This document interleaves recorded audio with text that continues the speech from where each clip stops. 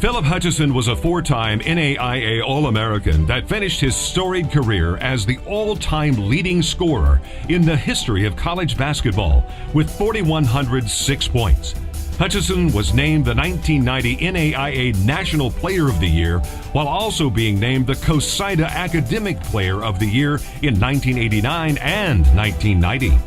Basketball Times named Hutcheson as the College Division Player of the Year in 1989 and Co-Player of the Year in 1990.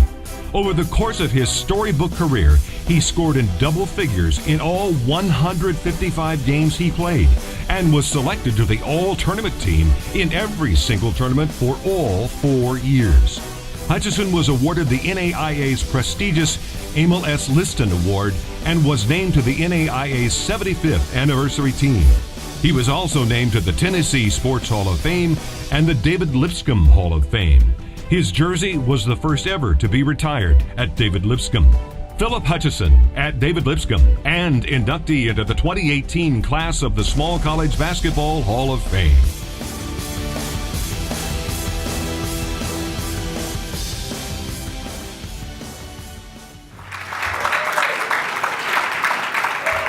Thank you.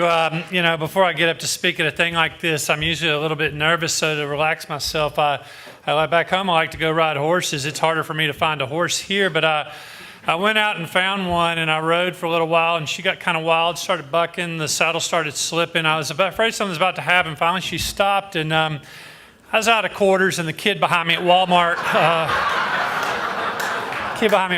said, "Hurry it up." So this is more exciting than the ride at Walmart, trust me. So I'm glad to be here. You know, one thing you can be sure of is if you see a turtle on top of a flagpole, it didn't get there by itself. And think on that one for a second. But I kind of feel like that turtle on the flagpole right now. I didn't get here by myself. My mom, who I love very much, and my father too, were great supporters of mine. My mom used to say that gratitude unexpressed is appreciation unknown. And I feel that way tonight. And so if you'll just allow me for just a second to express my gratitude because I want my appreciation to be known. I do want to thank my parents.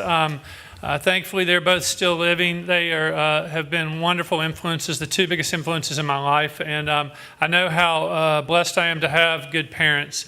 My dad is as quiet as I am talkative. He's the reverse. But he made it a point to come to so many of my ball games. To every day when he'd get home from work or whatever, he'd come out in the yard and play one-on-one with me.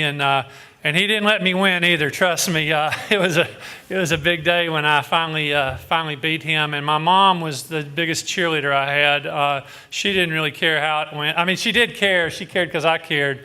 But she loved me unconditionally, and they both did. They never said, "We want you to score points. We want you to make the varsity or get a college scholarship or be All-American," or any of that. All they said is just do the best you can. And if you did that, that's all that's all they could ask. And so, really appreciate that. I heard ML name off a lot of his teammates, and I would, without doing that all the way, I would say the same. I came in with a guy, 3 guys that were with me. Darren Henry he scored 3,000 points in his career. Wade Tomlinson scored 1,800 in his career at Lipscomb. So you think about that. The third leading scorer in our class scored 1,800 points. I mean, we had some tremendous. Marcus Bodie, the fourth guy, broke the all-time. He's still a record holder for all-time steals record holder in all of college basketball. I played with tremendous teammates who sacrificed because of the system we played.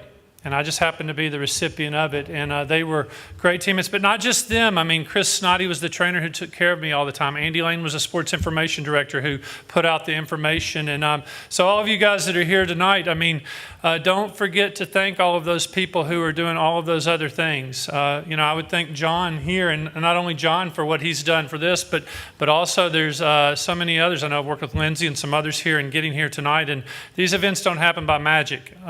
Somebody has to do it, and I appreciate that. I played for a legendary coach, Don Meyer, who is in this Hall of Fame. He's in probably a dozen halls of fame, and the ones he's not in, he probably should be in. He was a great coach.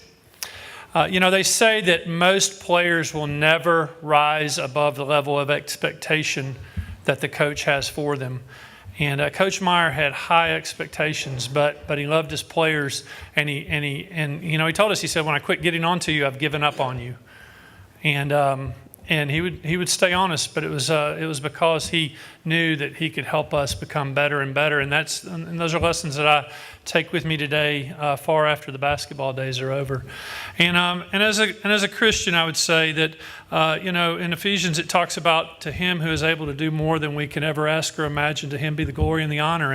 And I will tell you that I prayed, whether it's right or wrong. I used to pray a lot when I was a kid, like, I want to be a good basketball player.